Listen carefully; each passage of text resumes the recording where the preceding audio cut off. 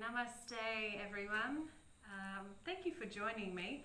I thought I would put together a little video to help you set up a yoga practice in your home. So essentially some things that you can use around the house as props to set yourself up to practice yoga at home. For some of you, you may have had a strong yoga practice, a regular yoga practice at a yoga studio or a gym, and you're probably wondering, well, what do I do now? I love my yoga. We all love yoga. How can I do this on my own? So I would like to offer these suggestions to you so you can bring it home, so you can take on what you already know and place it on your own mat in your own space at home. It really is quite simple, so please know that there are a lot of resources and people, especially yoga teachers at this time, who are willing to reach out and support you in your home practice. We're all in this together, and this is somewhat of a great opportunity to share our experiences with each other and practice yoga in a very solitude and simple and perfectly imperfect way. Some of you may have never done yoga before, and that is okay too. It is a great practice to help calm the nervous system amongst all of this stuff, because it's just stuff that's happening around us. We're able to find a nice still point, a place within us that is calm and connected, and from there we're able to place our energies on things that are worthy of it. So keeping ourselves safe, but keeping ourselves free from panic. A lot of this stuff will take or can take its toll on our bodies and on our mental health. So it's super important to be mindful of that and tapping into the resources that you have to help you get through that. So I will be offering some online or live yoga classes completely for free. I do not wish to benefit from this at this time, but I also appreciate and acknowledge those beautiful yoga teachers and personal trainers, as I'm a personal trainer as well, those whose livelihoods are 100% centered on delivering that service. So please support them as best you can as well. And I will be offering some free classes to help supplement and support those teachers and their offerings. So when you can give, please do so. Alright, so my first little video, the purpose of this is to take you through some equipment that you may or may not need during a yoga practice. Firstly, a yoga mat. A yoga mat can be a beach towel. I've never seen a beach towel, but you could probably use a beach towel to do yoga on or asana practice on.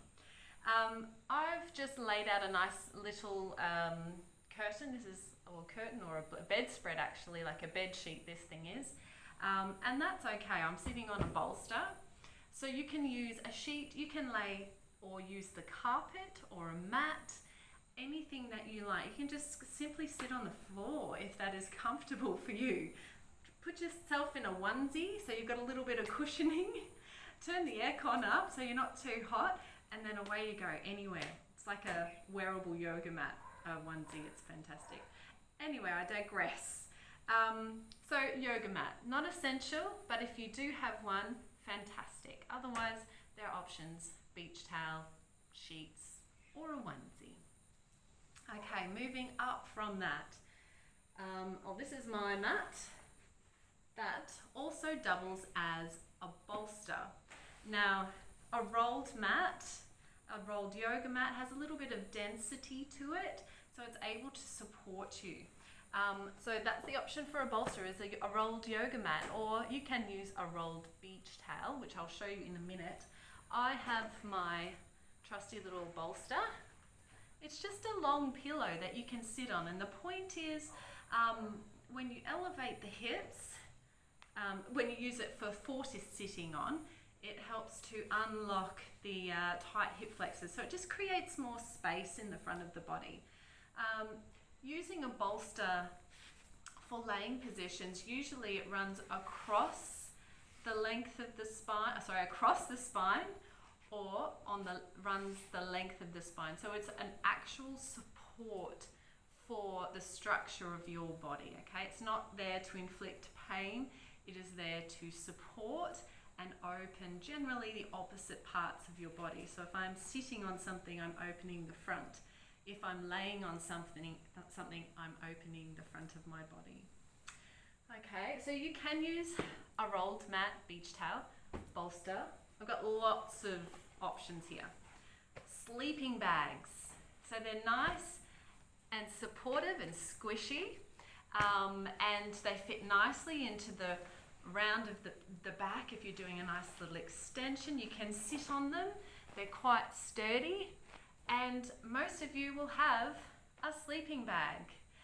If not, and you have some kind of casing, like a sleeping bag case, you can roll a towel up inside of it, or a few towels up inside of it, which is one I prepared earlier, is here. So what I've done here is I've rolled up 2 bath mats together, and then I've placed them in a pillowcase. Yeah, so tuck it all in, roll it all up nice and neat. And here I have another supportive bolster that I can use for my body and my yoga practice. So this is nice and gentle for upper body. So if you're doing some nice laying on your side, for example, you can place it just underneath the armpit and get a nice little opener through the other side, working the shoulders, opening up the shoulders. Because guess what? There's a lot of tension, and tension likes to sit in and around the shoulders and neck. So the more asana or postures we can provide for our bodies at this time that target those high tension areas, the better, I think, anyway. So there's an option for a bolster. Okay, moving right along. Hang on, gotta lean back. I didn't think, Shanti is about to join us. Shanti, hello my darling. Oh, butt shot, sorry. Oh, sorry. Shanti, get your butt out of the way, girl. She's so charming.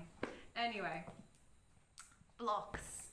Blocks are more sturdy support for the body. You can sit on a block. You can use a block much the same way you would a bolster. So in yoga practices such as pigeon pose, where you're perhaps your upper body is hanging out a little bit, or child's pose, this provides a space for your limbs that are floating to connect and be supported. You're going to play with me now. So, oh nice, I'm getting attacked here. This is not live, but you know what I mean. This is living. This is being a stay-at-home cat mum to a hungry cat. Anyway, so we can use blocks, put your leg down. We can use blocks to support our body in many, many postures. And this just simply brings the floor up to us again to take the stress out of the joints and keep the yoga working where it is meant to. Unless you're doing yin, you can use yin to help work deeper into the ligaments of the body. Now, just because it looks pretty, you can put a nice little hand towel over that, so you're not consciously reading the dictionary while you're, say, in lizard pose or something like that. So that's also an option there. Otherwise, this is a block. They are like $2 or $5 with a strap from Kmart or something like that. So they are accessible if you need them. They are not essential, okay? This is all just extra stuff.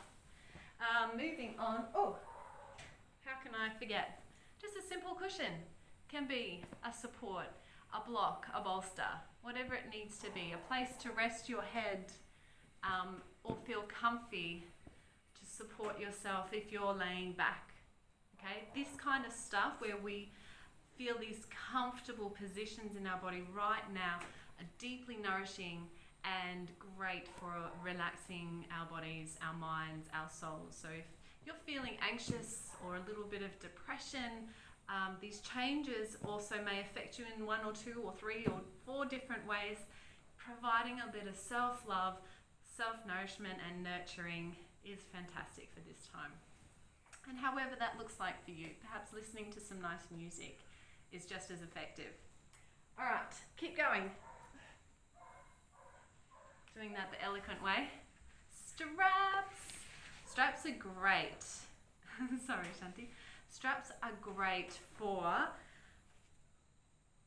stability, support while stretching. Okay, they're also good for allowing range of motion to be easier. So for example, if I was to do that, it feels a little bit unbalanced, but if I do it with the strap, I create tension in the strap, which then creates support for my joints. So you can use these on your legs. You can take the feet out wide in, so they're really good for stretching hamstrings as well. Again, this is an extension of a limb. Yeah, so if you're doing these ones, you can hold on to the strap rather than your fingers and feel ease in this asana. So straps, you can get them with the blocks. Otherwise, a belt, a towel. They're not stretchy, they're quite hard. Hard, that's not the word. Non-stretchy, I don't know what that inelastic. So anything you can find that looks like that at home, great. All right, the next one, getting there, is an eye pillow. These are great for meditation in Shavasana, or the final asana of a practice. Placing them gently over your eyes. If you don't like anything on your face, you might like to place them on your chest. If you've got a couple, you can place them in the palm of your hand. It is quite calming. And if you think of these points, your palms and your feet, as outputs for energy, so things are moving out of these areas, like that, pow, pow, pow. When we close them off, we're providing, we're kind of drawing the energy back inwards, okay? So it can be soothing and nourishing to just have something weighted in your hands as you practice, in certain asanas, of course. So here I've made these, they're super easy to make, they're just filled with rice, and you can get patterns online if you're a sewer. Otherwise, this is my DIY version. Some kind of glad bag or bag. I feel bad that I have a glad bag. Would have been nice to have like a wax paper bag or something like that. But I've just filled it with normal rice, because let's face it, we've all stocked up on rice. Then a face washer. I place the rice inside the face washer, fold it up. You can keep the ends open, I keep the ends open. And then voila, I can put it on my head if that feels nice. But here is your makeshift eye pillow. Couple of other things and then you're done. So it sounds like a lot. You don't have to use any of this. I just wanted to provide some options for those of you who are used to having a bolster block and a strap in their practice, and a mat for that matter. Candles. Candles are soothing, candles are calming. You can choose one that has a scent that makes you feel nice. So creating more than just equipment, creating an ambience, a space. Shanti's coming back. Her head areas. She is. Nice one, Shanti.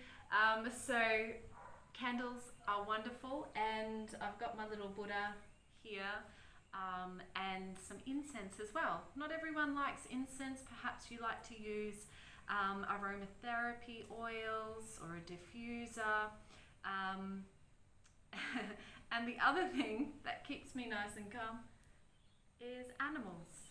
So let your pets join in on this practice.